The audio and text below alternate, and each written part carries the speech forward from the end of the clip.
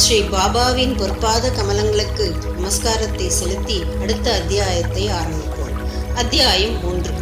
முந்தைய அத்தியாயத்தில் விளக்கப்பட்டபடி சாய்பாபா தமது பூரண சம்மதத்தை தெரிவித்து கூறியதாவது: சச்சரித்திரம் எழுதுவதை பற்றி நான் உம்முடன் முழுமையாக சம்மதிக்கிறேன். நீர் உமது கடமையை செய்யும், சிறிதளவும் அஞ்சாதீர். என் மொழிகளில் நம்பிக்கை வையும். என்னுடைய லீலைகள் எழுதப்படுமானால் அறியாமை அகலும். அவைகள் கவனத்துடனும் பக்தியுடனும் கேட்கப்படுமானால் இவ்வுலக வாழ்க்கையின் உணர்வு தணிந்து பக்தி, அன்பு ஆகியவற்றின் வலிமையான அலைகள் மேலெழும்பும். என்னுடைய லீலைகளின் ஆழத்தில் ஒருவன் முழுகுவானானால் அவன் ஞானமென்னும் விலை மதிப்பில்லாத முத்துக்களை எடுப்பான். இதை கேட்டு இந்நூல் ஆசிரியர் மிக்க மகிழ்ச்சி அடைந்தார். உடனே தன்னம்பிக்கை உடையவராயும் பயமற்றவராயும் ஆனார். இப்பணி வெற்றிகரமாக நிறைவேறியே தீர வேண்டும் என்றும் எண்ணினார். பிறகு சாமாவிடம் திரும்பி பாபா கூறியதாவது: ஒருவன் என் நாமத்தை அன்புடன் உச்சரிப்பானாகில் நான் அவனுடைய ஆசைகளை பூர்த்தி செய்து அவனுடைய பக்தியை அதிகப்படுத்துவேன். என் வாழ்க்கையையும் செயல்களையும் ஊக்கமுடன் இசையாக பாடுவானாயின் அவனுக்கு முன்னும் பின்னும் எல்லா திக்குகளிலும் சூழ்ந்திருப்பேன். என்னிடம் உள்ளத்தையும் உயிரையும் ஒப்புவித்த அடியார்கள் இந்நிகழ்ச்சிகளை கேட்டதும் இயற்கையிலேயே மகிழ் பெய்துவர். நம்பிக்கையுடன் இந்நிலைகளை எவனாது இசைப்பானாயின் அவனுக்கு எல்லையற்ற பேரின்பத்தை நல்கி என்றும் நிலைத்திருக்கும் திருப்தியையும் அளிப்பேன். எவன் என்னிடம் பூரண சரணாகதி அடைகிறானோ, எவன் என்னை விசுவாசத்துடன் வணங்குகிறானோ, எவன் என்னை நினைவில் இருத்தி நிரந்தரமாக தியானம் புரிகிறானோ அவனை விடுவிப்பது எனது சிறப்பியல்பாகும். என் நாமத்தை உச்சரிப்பவர், என்னை வணங்குபவர், எனது நிகழ்ச்சிகளையும் வாழ்க்கையை பற்றியும் எண்ணி இவ்வாறாக என்னை நினைவில் இருத்தி இருப்பவர்கள் எங்கனம் உலகப் பொருட்கள், உணர்ச்சிகள் இவைகளில் கவனமுற்றவர்களாக இருக்க முடியும்? சாவின் வாயிலிருந்து எனது அடியவர்களை நான் வெளியே இழுத்து விடுவேன். எனது கதைகள் கேட்கப்பட்டால் எல்லா நோய்களும் விலகும். எனது கதைகள் மரியாதையுடன் கேட்டு அவற்றை எண்ணி தியானம் செய்து கிரகித்துக் கொள்ளுங்கள். இதுவே மகிழ்ச்சிக்கும் திருப்திக்குமான மார்க்கமாகும். என் அடியவர்களின் பெருமையும் அகம்பாவமும் அகன்றுவிடும். கேட்பவரின் மனம் அமைதிப்படுத்தப்படும். அன்றியும் அது இதயபூர்வமும் முழுமையாகவும் பக்தியாயிருப்பேன். அது உச்ச உணர்ச்சியுடன் ஒன்றாகிவிடும். சாயி சாயி என்று சாதாரணமாக ஞாபகமூட்டிக் கொள்வதே பேச்சில் கேட்பதில் உள்ள பாவங்களை தீர்க்கும். அடியவர்களுக்கு அளிக்கப்பட்ட பலதரப்பட்ட பணிகள். ஆண்டவர் வெவ்வேறு பணிகளை வெவ்வேறு அடியவர்களிடம் ஒப்புவிக்கிறார். சிலர் கோவில் மடம் கட்டுதல்களிலும், சிலர் புண்ணிய தீர்த்தங்களுக்கு படிகட்டுகள் அமைத்ததலுமான பணிகளும் அளிக்கப்படுகிறார்கள். சிலர் ஆண்டவன் புகழை பாட்டுவிக்கப்படுகிறார்கள். சிலர் சேத்ராடன யாத்திரைக்கு அனுப்பப்படுகிறார்கள். ஆனாலும் எனக்கு சச்சரித்திரம் எழுதும் வேலை ஒதுக்கப்பட்டது. எல்லாம் சிறிது தெரிந்து ஒன்றும் முழுமையும் தெரியாதவனை போன்ற நான் இப்பணிக்கு கொஞ்சமும் தகுதியுடையவன் அல்லன். பின்னர் ஏன் அத்தகைய கடினமான வேலையை மேற்கொள்ள வேண்டும்? எவரே சாய்பாபாவின் உண்மை வரலாற்றை எடுத்து எம்ப முடியும்? சாய்பாபாவின் அருள் ஒன்று மட்டும் இக்கடின வேலையை நிறைவேற்ற ஊக்கமளிக்க முடியும். எனவே நான் எனது பேனாவை கையில் எடுத்த போது சாய்பாபா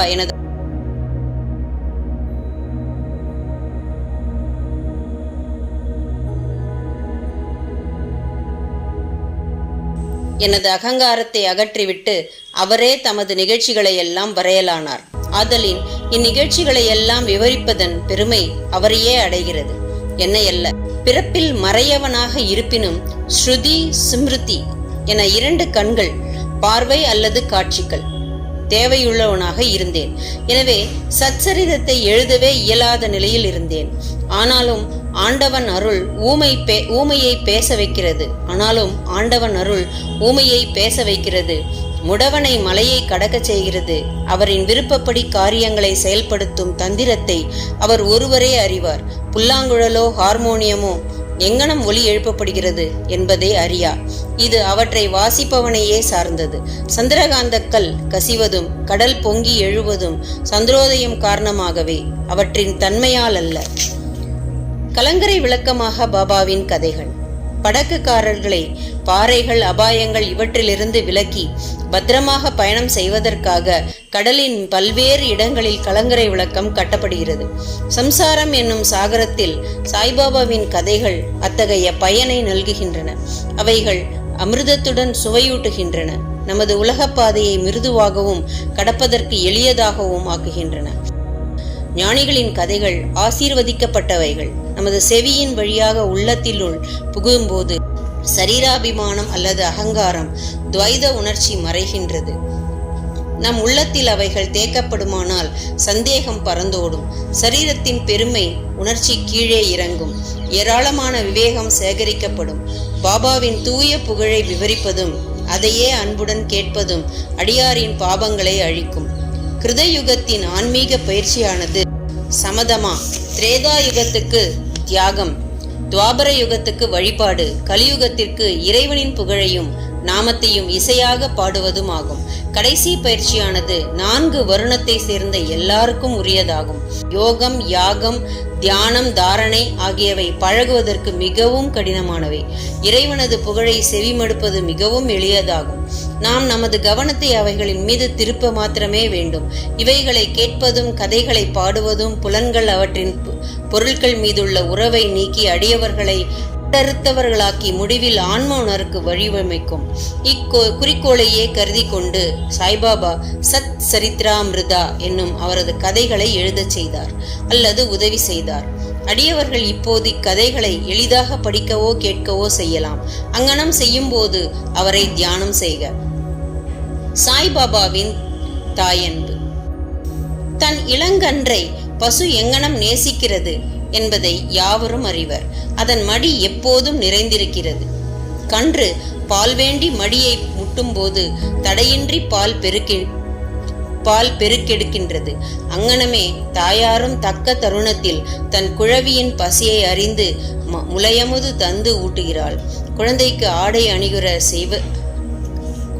ஆடை அழகுற அணிவிப்பதிலும் சிறப்புற சிங்காரிப்பதிலும் முக்கிய கவனம் செலுத்துகிறாள். குழவி எதை பற்றியும் அறிவதும் இல்லை, கவலையுறுவதும் இல்லை.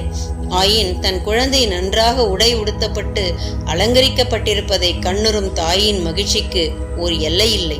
தாயன்பு விசித்திரமானது, அசாதாரணமானது, பற்றில்லாதது, இணையில்லாதது. தமது அடியவர்களிடம் சத்குரு இத்தகைய தாயன்பு காண்பிக்கிறார்கள். இத்தகைய அன்பே சாய்பாபா என்னிடம் கொண்டிருந்தது.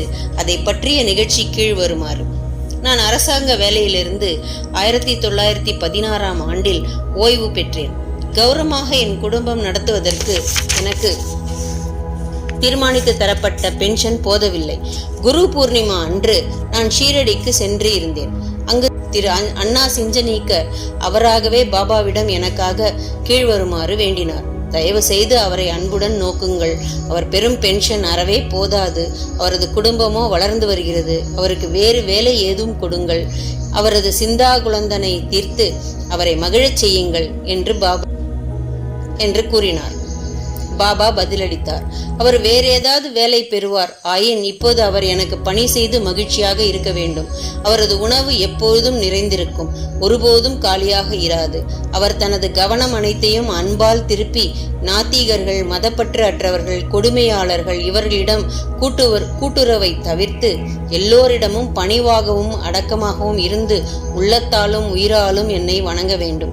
இதை அவர் செய்வாராகில் அவர் எல்லையற்ற பேரின்பத்தை அடைவார். எவருடைய வழிபாடு உபதேசிக்கப்பட்டு இருக்கிறதோ என்பது யார் என்னும் வினாவுக்கு சாய்பாபா என்பது யார் என்னும் குறிப்பில் முன்னமே இந்நூலில் குறிக்கப்பட்டிருக்கிறது. ரோஹலாவின் கதை. எல்லோரையும் அரவணைக்கும் சாய்பாபாவின் அன்பை ரோஹிலாவின் கதை நமக்கு காட்டுகிறது. உயரமாகவும் வாட்ட சாட்டமாகவும் காளையை போன்ற வலிமை உடையவனாகவும் ரோஹிலா என்பவன் ஷீரடிக்கு வந்தான். நீண்ட கப்னி என்னும் உடை அணிந்திருந்தான். சாய்பாபாவிடம் உள்ள அன்பினால் அங்கு தங்கியிருந்தான்.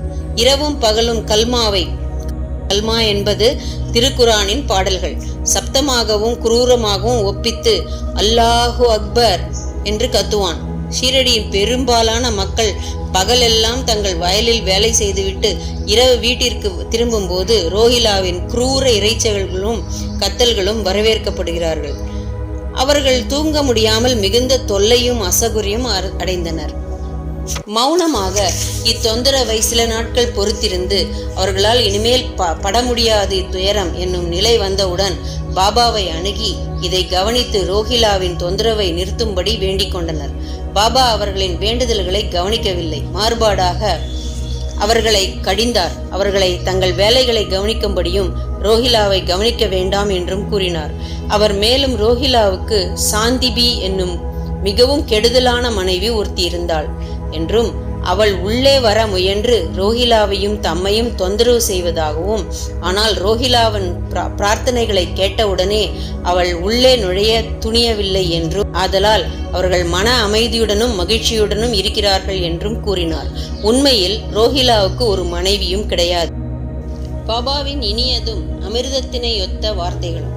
ஒரு நாள் மத்தியானம் ஆரத்தி முடிந்த பிறகு அடியார்கள் தங்கள் இருப்பிடங்களுக்கு திரும்பிக் கொண்டிருந்தார்கள். அப்போது பாபா கீழ்கண்ட அழகான அறிவுரையை விடுத்தார்.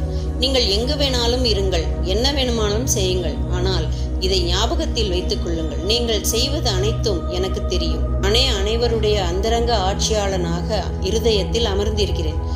இந்த உலகின் கண் அசையும் அசைவற்ற சர்வ ஜீவராசிகளையும் நான் அரவணைக்கின்றேன். இப்பிரபஞ்சம் என்னும் தோற்றத்தை நானே கட்டுப்படுத்துவான், ஆட்டுவிப்பவன்.